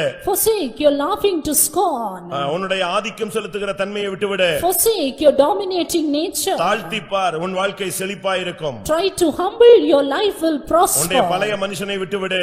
Leave your old man. எழுத்தின் பிரகாரமான வாசனை வாழ்க்கையை விட்டு விடு. Leave out your life of sending literally. ஆண்டவர் சொன்னாரு இந்த கேத்துராளுடைய பிள்ளைகளையும் விட்டு விடுனாரு. The Lord said, forsake the children of Keturah. அவங்களுக்கு நன்கொடைய கொடுத்து துரத்தி விட்டு ஈசாக்குக்கு மட்டும்தான் நான் ஆசீர்வாதம் தருவேன்னு சொன்னார். He said, give them gifts and send them away. I will give the blessing only to Isaac. முதல் பிள்ளை சிம்ரான், கேத்துராளுடைய ஃபர்ஸ்ட் பிள்ளை.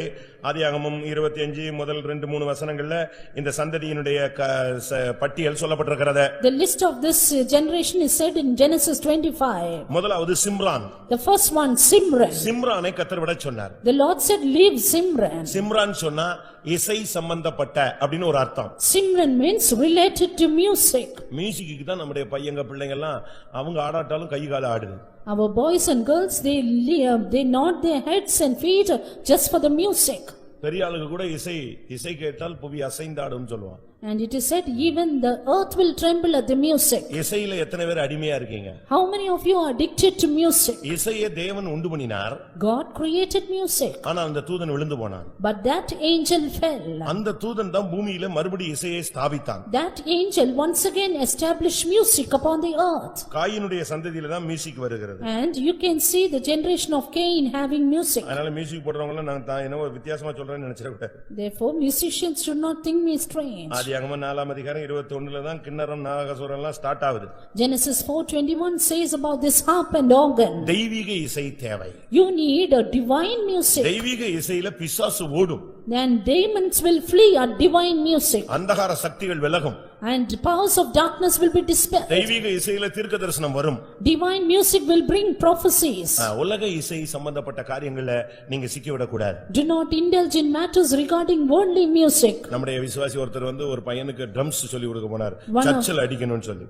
One of our believers said his son has to play music in the church, so went to learn drums. அவன் கொஞ்ச நாள்ல rock மியூசிக்ல ரொம்ப speed ஆயிட்டான். Soon he went far into rock music. அதுக்கு பிறகு அவன் சர்ச்சுக்கே வர்றதில்லை. And then he did not come to the church. திரும்ப அந்த மியூசிக்ல அவன் ரொம்ப ஃபேமஸ் ஆயிட்டான். Again he became famous in that music. காலையில கல்கத்தால programme, evening Bangalore programme, night midnight Chennai programme, பயங்கரமா போயிட்டான். கடைசில விசுவாசியாவே இல்ல. Program in Calcutta in the morning and evening at Mumbai and then at Chennai and no more a believer in the church. நான் இலங்கை போயிருந்தபோது when I was in Sri Lanka, அங்க ஒருத்தர் music போடுறாரு. a man played the music. இங்க எல்லாம் வந்திருக்காருன்னு நினைக்கிறேன். Don pricing வந்திருக்காரு. I think he had come for the dawn praising here. அவர் 12 வயசுல இசை ஞானின்னு பட்டம் வாங்கினவர். He got the degree that he was a musical scholar at 12. எல்லாம் படிப்பெல்லாம் முடிஞ்சு சினி மியூசிக்ல போறதுக்கு ரெடி ஆயிட்டார். After all his education, he was ready to go into the cine music. எல்லாரும் ரெடி ஆயிட்டாங்க. Everyone was ready. அவர் ஆயத்தப்படுத்தி விட்டாச்சு. He was totally ready. அவர் கிளம்புற அன்னைக்கு முந்தின நாள் நைட்டு ஆவியானவர் அவரை நிரப்பினார். At the time when he was about to start, Spirit of God hindered him. சரியான அபிஷேகம். He got a right anointing. நிறைச்சு அவனை உருட்டி புரட்டி உடைச்சு நொறுக்கி அந்த அபிஷேகத்துல என்ன பேசணும்னே தெரியாது. யார பார்த்தாலும் என் இசை இயேசுவுக்கு, என் இசை இயேசுவுக்கு. அவங்க அம்மாவை கட்டி பிடிச்சு அழுது, அம்மா என் இசை இனிமே ஆண்டவருக்கு தான். அப்பா, அண்ணன், தம்பி, ரோட்ல போனவன் எல்லாரையும் பிடிச்சு அழுது என் இசை இயேசு. ஆவியானவரே அவனுக்குள்ள பேச வச்சு இன்னைக்கு வரைக்கும் எங்கதான் மியூசிக் அடிக்கிறாரு? சர்ச்சில் மட்டும்தான் அடிக்கிறார். That anointing filled him, rolled him over, and finally he started looking at everyone and saying, my music is for God. And till today he is playing music in the church. முற்றிலும் music தேவனுக்கு மட்டும்தான். Class எல்லாம் நடத்துறாரு, எல்லாம் Christian music மட்டும்தான். He committed whole of his music only unto God. His musical class is for Christianity. இசை சம்பந்தப்பட்டதுல உனக்கு தெய்வீகத்துக்கு மாறான இசைகள் இருந்தால் இதை விட்டு விடு, ஆசீர்வாதம் தானா வரும். If you have any musical nature contrary to divinity, please forsake it and you will have இரண்டாவது blessing. பையனை விட சொன்னார், யக்ஷான். The second son, Action. யக்ஷான் சொன்னா கண்ணியில் அகப்படுத்துபவன் அர்த்தம். Jackson means the one who inflicts you into விசுவாசிகள் snare. ஊழியக்காரங்க கண்ணியில சிக்கிர கூடாது. Servants of God, believers, don't be caught in snare. ஏன் ஒவ்வொரு நாளும் உன்னுடைய அடி கரெக்டா இருக்கணும். Every day your steps should be correctly உன் நடைகளை placed. தேவன் எண்ணுகிறார். God counts your steps. எங்கயாவது பிசினஸ்ல போய் கண்ணில விழுந்துற கூடாது. You should not be in a snare in your business. வீடு கட்டறன்னு போய் கண்ணில விழுந்துற கூடாது. Don't be in a business snare in your home. Car வாங்குனன்னு போய் கண்ணில விழுந்துற கூடாது. Don't be a snare in your gutter. கல்யாணம் சொல்லி போய் கண்ணில விழுந்துற கூடாது. And saying it is a wedding, don't fall in a snare. எதுல கண்ணி இருக்குன்னு நீ பாத்துக்கிட்டே இருக்கணும். Well, check for snares in your life. எந்த வகை பட்சியானாலும் அதன் கண்களுக்கு முன்பாக கண்ணியை விரிப்பது விருதா. And it is vain to forsake or to leave the net before the birds. உனக்குள்ள ஆவியான ஒரு சென்சார் இருக்கு. Yes, there is the spirit of God, the sensor in you. உனக்கு ஒரு டிசைனிங் ஸ்பிரிட் இருக்கு. You have a discerning இது spirit. கரெக்டா? Is it correct? கண்ணில போய் நீ சிக்கிர கூடாது. Don't be caught in a snare. அடுத்து மேதான்.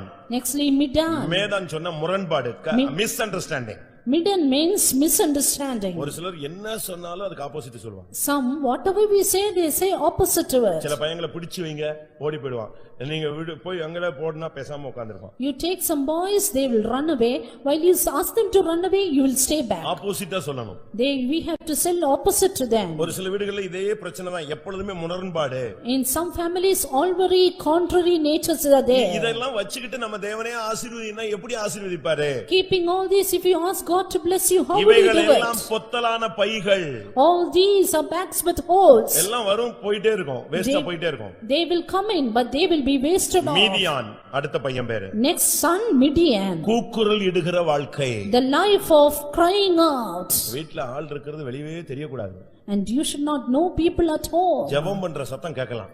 But the voice of prayer should be heard out. அவர் கூக்குரலிட மாட்டார். He will not cry. அவருடைய சத்தம் வீதியிலே கேட்காது. His voice will not be heard in the our than streets. சத்தத்தை உயர்த்தவும் மாட்டார். He will not lift up your voice. ஒரு சிலர் சொல்லுவாங்க, அமைதியா இரு, சத்தம் வெளியே கேட்கட்டும் தானே நான் சொல்றேன் அப்படிமா.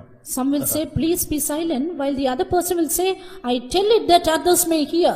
அவங்க மனைவியோ புருஷனோ சொல்லுவாங்க, ஐயோ சத்தம் போட்டுறாதே, வெளியே எல்லாம் கேவலப்பட்டுரும், அமைதியா இரு, கொஞ்சம் பொறுத்துக்கோன்னு சொல்லுவாங்க.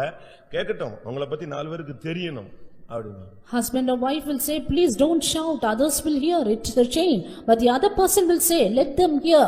ஆனா இதெல்லாமே ஆசீர்வாதத்துக்கு ரகசியமான தடைகள். But all these are secret hindrances for blessing. அடுத்து இஸ்பாக். Nextly, Ishbak. அப்படி ஒரு பையன் இருந்தான். A son like that. அப்படின்னா அவர் விட்டு விடுவார்னு அர்த்தம். It means they will forsake him. தேவனை விட்டு விடுகிற வாழ்க்கை உனக்கு இருந்தா ஆசீர்வாதம் எப்படி வரும்? If you have a life of forsaking God, how will you get the blessing? கடைசி பிள்ளை பேர் வந்து சூவாக். The final name, Shua. அப்படின்னா என்ன அர்த்தம்? மொத்தமாக தொடைத்து போடு. It means totally erase off. அப்படின்னா என்ன அர்த்தம்? What does it mean? உனக்கு வர்ற ஆசீர்வாதங்களை இந்த சுபாவங்கள்லாம் இருந்துச்சுன்னா மொத்தமா தொடச்சு போட்டு போய்டும். If you have all these natures, all the blessings will be erased off from your life. நான் உன்னை ஆசீர்வதிப்பேன். I will bless you. நீ ஆசீர்வாதமாய் இருப்பாய். You will be a blessing. உன்னை ஆசீர்வதிக்கிறவர்களே ஆசீர்வதிப்பேன். I will bless them that bless you. உனக்குள் பூமியின் வம்சங்கள் எல்லாம் ஆசீர்வதிக்கப்படும். Indeed shall all the families of the earth be blessed. இதெல்லாம் எவ்வளவு அருமையான வார்த்தைகள். What beautiful word it is. ஆனால் இதை சொந்தமாக்க ஒரு தேவனுடைய பிள்ளை விட வேண்டிய பல காரியங்கள் இருக்கிறது. But to inherit it, a child of God has to forsake many things. சில காரியங்களை நம்ம விட்டுறோம். We have left something. ஆனா எல்லாத்தையும் விடும் பொழுது பரிபூர்ண ஆசீர்வாதம் வரும். But when you forsake everything, you will have perfect blessing. இந்த ஆசீர்வாதங்கள் வரும் பொழுது ஆவிக்குரிய ஆசீர்வாதங்களும் தானா வரும். When these blessings come in, spiritual blessings will automatically come into your life. உண்மையுள்ளவன் பரிபூர்ண ஆசீர்வாதங்களை பெறுவான். A faithful man shall abound with blessings. அப்ப உண்மைங்கிறது ஸ்பிரிச்சுவல், ஆசீர்வாதங்கிறது உலகம். ரெண்டுமே இது வரும்போது அது வந்துரும். Faithfulness is spiritual nature, blessing is that of the world. When this is there, that will automatically come in. சாதாரண ஆசீர்வாதம் அல்ல. Not an ordinary நீ blessing. உண்மையா இருக்கும்போது பரிபூர்ண ஆசீர்வாதம் வருகிறது. When you are faithful, perfect blessing will come. இப்ப பாருங்க பேலன்ஸா போயிட்டே இருக்கும். Now both will be balanced there. ஆவிக்குரிய ஆசீர்வாதம் இருக்கும், பூமிக்குரிய ஆசீர்வாதம் இருக்கும். Spiritual blessing, also worldly blessing. அப்படி இருக்கும் பொழுதுதான் இந்த உலகத்தின் பொருட்கள்ல உங்களுக்கு நாட்டம் வராது. ஆசீர்வாதம் தானா வருது. அதுக்கு பின்னால நீ ஓட போறதில்ல. நீ உண்மையா இருக்க உன்னை கர்த்தர் உயர்த்திக்கிட்டே வருவார். When this is so, you will not seek after worldly blessings, because even as you are faithful, God will add these worldly blessings to you. தானியேலுடைய வாழ்க்கையில் குற்றம் கண்டுபிடிக்கப்பட முடியவில்லை. Daniel could not be accused in his life. அவன் உண்மையுள்ளவனாய் இருந்தான். He was faithful. அதே நேரத்துல ராஜ்யத்துல 3வது ஸ்தானத்துல போயிட்டே இருந்தான். At the same time, he was going toward the 3rd position in the kingdom. இந்த ரெண்டுமே பேலன்ஸ் அவனுக்கு போயிட்டே இருந்ததுக்கு காரணம் என்ன?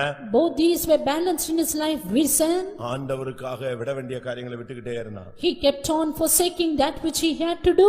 நம்ம எத்தனை பேர் ஆசீர்வாதத்தை பெற வாஞ்சிக்கிறோம்? How many of us want to receive the blessing? எல்லாரும் கண்களை மூடுவோம். Let us all close our eyes. இது ஒரு தேவனுடைய நேரம். This is the time for God. கர்த்தர் ஒரு சிலரோடு பேசும்படியாக பல வருடங்களாக விரும்பினார், இன்றைக்கு பேசி இருக்கிறார். Many years together God want to speak to some people, and today he has spoken it. ஆசீர்வாதம் ஏன் வரவில்லை, ஏன் தரித்திரம், ஏன் தடை, ஏன் இன்னும் வறுமை, ஏன் இன்னும் போராட்டங்கள், ஏன் எனக்கு காரியம் வாய்க்கவில்லை என்று நீ கேள்வி கேட்டாயே, உனக்கு இன்றைக்கு பலவிதமான வித்தியாசமான கோணங்களில் உனக்கு கர்த்தர் பதில் கொடுத்திருக்கிறார்.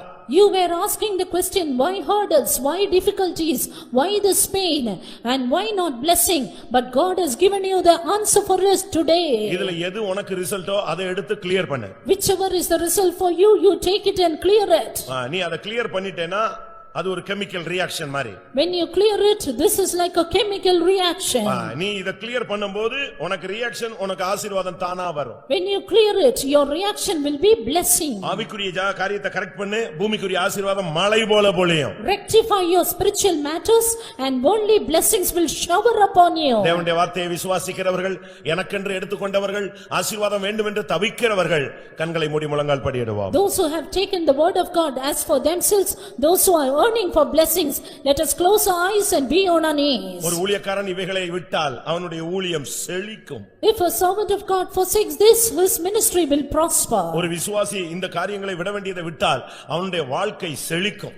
If a believer forsakes these things, his ministry, his life will prosper. கர்த்தரை நம்புகிறவனோ செழிப்பான். He that trusteth in the Lord shall prosper. நீ கர்த்தரை நம்பித்தானே இந்த மார்க்கத்தில் அடி எடுத்து வைத்திருக்கிறாய். Did you not step into this religion trusting into the Lord? இயேசு போதும் என்றுதானே இந்த மார்க்கத்தில் நீ பைபிளை கையில் எடுத்திருக்கிறாய். Have you not the Bible in your hand saying Jesus is enough? எப்படி ஆயினும் இந்த பாதையிலே போய் நான் பரலோகத்தில் போய் சேர வேண்டும் என்றுதானே இதை நம்பி இந்த உபதேசத்துக்கு ஒப்பு கொடுத்திருக்கிறாய். Did you not yield yourself to the doctrine saying somehow I have to reach heaven? அப்படியானால் இன்னும் நீ சில காரியங்களை விட வேண்டும் என்று கர்த்தர் உன்னோடு பேசி இருக்கிறார். Then the Lord had spoken to you that you have to forsake some more things. நீ இன்றைக்கு விட்டால் இன்றைக்கு ஆசீர்வாதம். If you forsake it today, blessing is for you நீ today. நாளைக்கு தான் விட முடிந்தா நாளைக்கு தான் உனக்கு ஆசீர்வாதம். If you give it only tomorrow, then tomorrow is the blessing. இன்னும் 10 வருஷம் கழிச்சு தான் என்னால இதெல்லாம் கிளியர் பண்ண முடியும்னா அதுக்கு பிறகு தான் உனக்கு blessing தேவன் கொடுக்க முடியும். Or else only after 10 years you can clear, God will bless you only then. நீ பாத்திரத்தின் மூடியை திறந்தால் கர்த்தர் அதை நிரப்ப ரெடியா இருக்கிறார். அந்த மூடியை திறப்பது உன் கையில் இருக்கிறது. But if you open the lid, God will bless you automatically. But opening the lid is in your hands. லாசரு அடைக்கப்பட்டிருந்த கல்லறையின் கல்லை ஆண்டவர் சொன்னார், எடுத்து போடுங்கள். எடுத்து போட்ட உடனே வார்த்தை வந்தது, வெளியே வா. Looking at that stone which was at the tomb of Lazarus, Jesus said, take it off, and he said, Lazarus, come forth. இன்றைக்கு கர்த்தர் உன்னை ஆசீர்வதிக்கும்படியாக வந்திருக்கிறார். Today God has come to bless you. உன்னிடத்தில் தான் பேசிக் கொண்டிருக்கிறார். God is speaking to you. தடை ஏன் கிடைக்கவில்லை என்று தடுமாறிக் கொண்டிருந்த தேவனுடைய பிள்ளையே, தடைகளை விலக்கி இருக்கிறார். கண்களை மூடி முழங்கால் படியிட்டு, கர்த்தாவே இந்த காரியத்தை இந்த வசனத்தின்படி நான் இன்றைக்கு பலிபீடத்தில் வைத்து விட்டு விடுகிறேன், பிரதிஷ்டை பண்ணுகிறேன் என்று கரங்களை உயர்த்தி சொல். கர்த்தர் இன்றைக்கு உனக்கு ஆசீர்வாதத்தின் வானத்தின் பலகணிகளை திறக்கட்டும். Child of God, lift up your hands and say, Lord, I surrender for your truths, and may God open the windows of heaven to bless you. ஆண்டவர் உன்னை ஆசீர்வதிப்பார்னு சொல்லி இருக்கு. God said, I will bless you. வானத்தின் பலகணியை திறந்து ஆசீர்வதிப்பான் இருக்கு. He will open the windows of heaven and bless you. வானத்தின் கதவுகளை திறந்து ஆசீர்வதிப்பேன் இருக்கு. It is said, doors of heaven will be opened to bless you. வானத்தின் மதகை திறந்து ஆசீர்வதிப்பேன் சொல்றார். God will say, open the walls walls of heaven bless you. ஆசீர்வாதத்தை கவனியுங்க. Look at the blessing. ஆசீர்வதிப்பேன். He will bless you. அடுத்து சொல்றாரு வானத்தின் பலகனி ஜன்னலை திறந்து உன்னை I ஆசீர்வதிக்கிறேன். will open the windows of heaven and bless you.